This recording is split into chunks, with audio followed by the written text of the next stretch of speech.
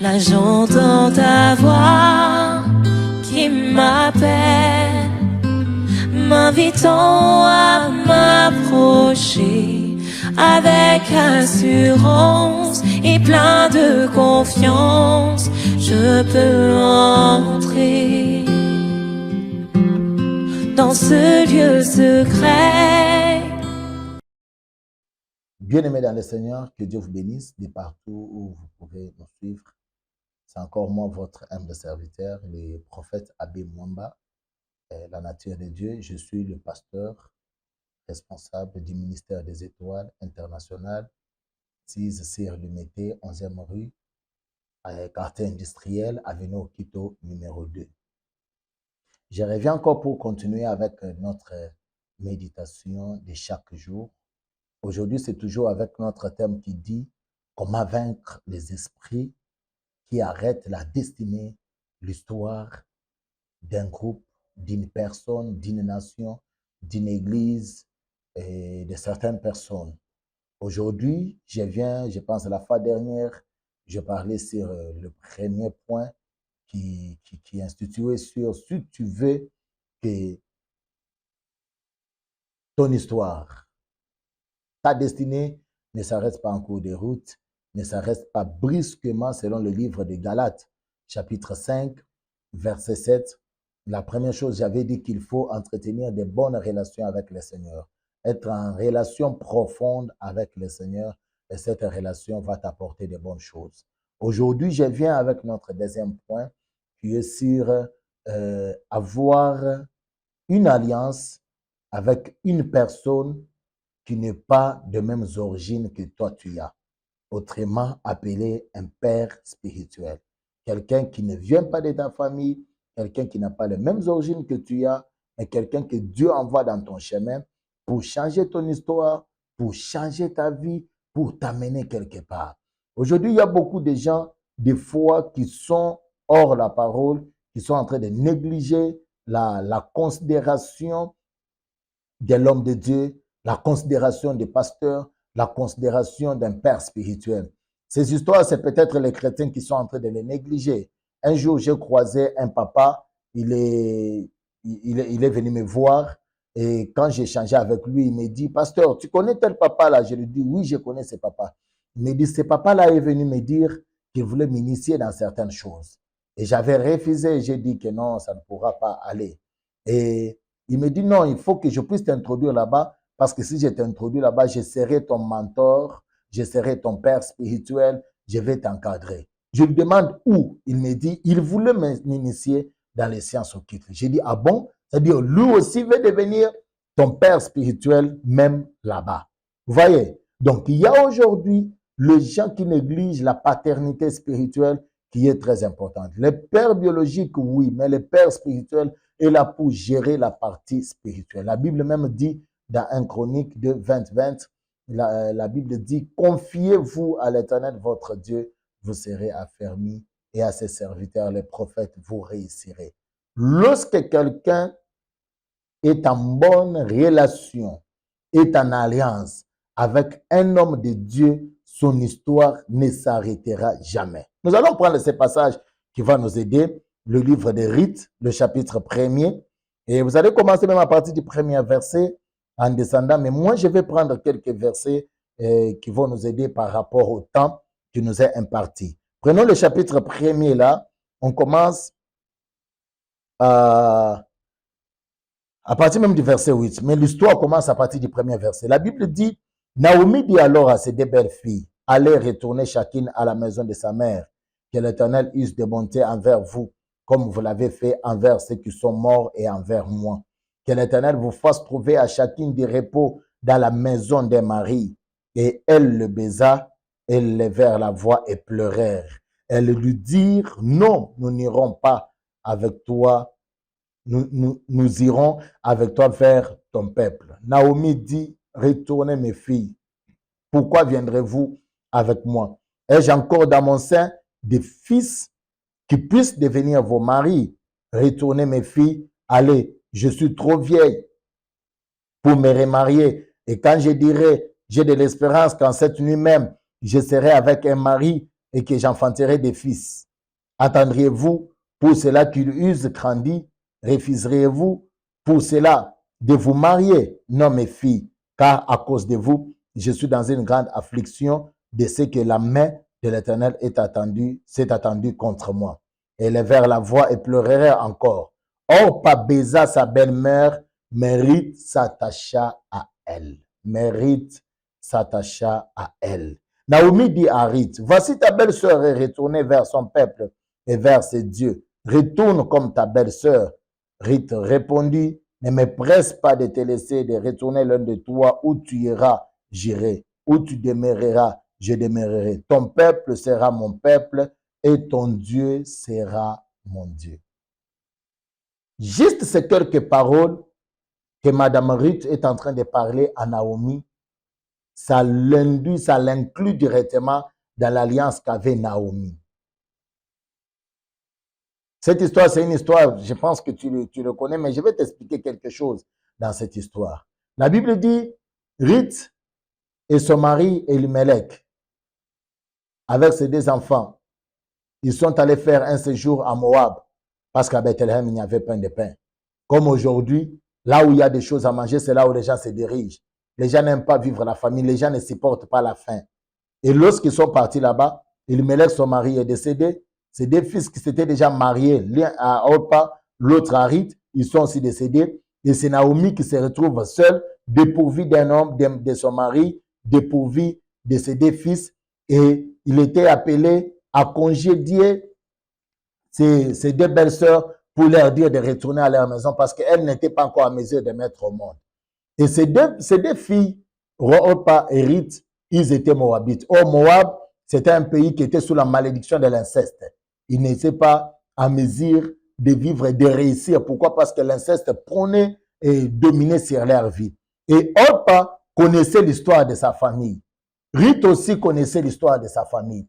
Mais lorsqu'ils veulent se laisser se séparer avec Naomi, c'est Naomi qui est en train de leur demander, de leur dire, si vous pouvez rentrer, si vous pouvez partir, si vous pouvez aller, et parce que moi là, je n'ai pas encore de mari, je n'ai pas encore des enfants qui peuvent vous prendre en mariage. Si vous pouvez vous retirer de moi, et moi-même je vais partir. L'attitude, le comportement de ces deux filles, de ces deux femmes m'ont vraiment intéressé. Lorsque Naomi a dit ces choses, Orpa s'est retiré directement de Naomi. Il a baisé, il rentra parce que pour Orpa c'était normal. Mais Ruth, connaissant l'histoire de sa famille, connaissant que Moab ne pouvait rien produire quelque chose de bon, Ruth s'est dit non, je vais m'attacher à cet homme. Je vais m'attacher à cette femme. Je vais marcher avec cette femme. Je serai derrière cette femme. Il commence même par faire l'alliance pour dire à la femme, ton Dieu sera mon Dieu. Ah, ton peuple sera mon peuple. Là où tu iras, j'irai avec toi. Là où je serai, là où tu seras, là où je serai avec toi. Aujourd'hui, nous avons besoin de telles personnes, de telles caractéristiques de fidèles, des enfants de Dieu, qui sont à mesure de faire l'alliance avec leur Père spirituel, pour dire ton Dieu sera mon Dieu. Lorsque le Dieu de ton Père devient ton Dieu, tu ne forceras rien.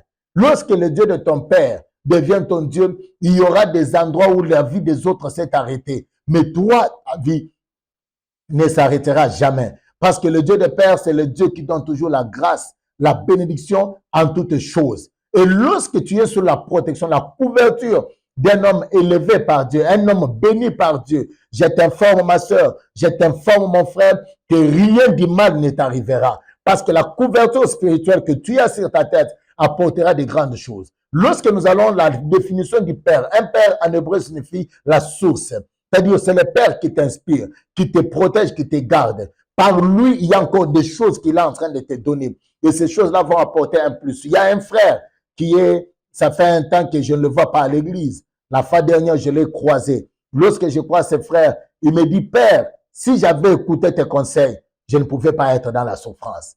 Pourquoi? Parce qu'il est tombé dans les envoûtements des gens, dans les envoûtements de l'entourage qui l'ont empêché de ne pas être sous la couverture d'un homme spirituel. Lorsque tu es la couverture d'un père spirituel, autrement appelé ton pasteur, ton daddy, lorsque tu es sous cette couverture, mets-toi en tête que la réussite sera ton partage et ton histoire ne s'arrêtera jamais. Je viens bénir cette femme, je viens bénir cet homme.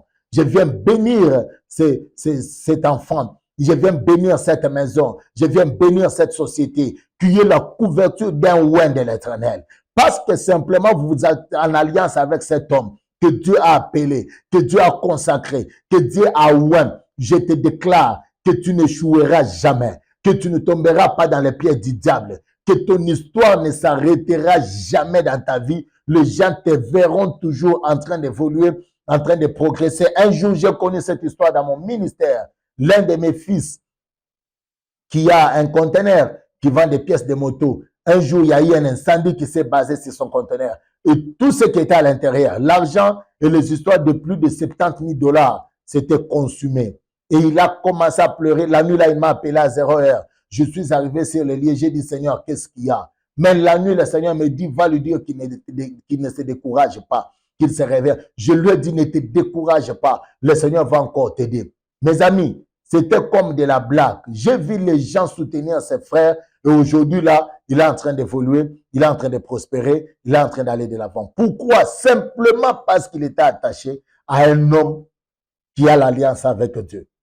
Ta relation avec un homme de Dieu, ta relation avec ton Père spirituel apportera de grandes choses, apportera les changements. Et pour terminer, je suis en train de te demander, ma soeur, mon frère, partout où tu me retrouves, sois la personne qui n'attend pas que ton Père spirituel vienne vers toi, mais que toi, tu pars vers lui.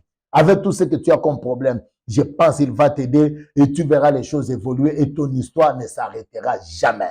J'ai dit ton histoire ne s'arrêtera jamais. Si l'histoire de ton père s'était arrêtée, l'histoire de ta mère s'était arrêtée, mais ton histoire à toi ne s'arrêtera jamais. Toute une famille peut disparaître, mais toi, tu resteras comme Méphibosheth, que David est en train de chercher à faire du bien. Il pose la question, n'y a-t-il pas personne dans la maison de Saoul que je peux jouir de cette bonté, de cette bonté que Saoul m'avait fait voir?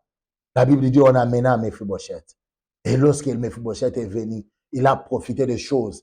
Pourquoi? Parce que simplement, David était reconnaissant de l'amour qu'ils avaient avec Jonathan. Je viens te bénir, toi qui es attaché à ton Père spirituel. Continue encore. Attache-toi encore plus à ton église. Ne sois pas quelqu'un qui a 10 000 prophètes, qui a 100 000 prophètes. Non, aie un Père spirituel. Et quand tu as un problème, cours vers lui et le Seigneur va beaucoup t'aider. Je te bénis de là où tu te retrouves.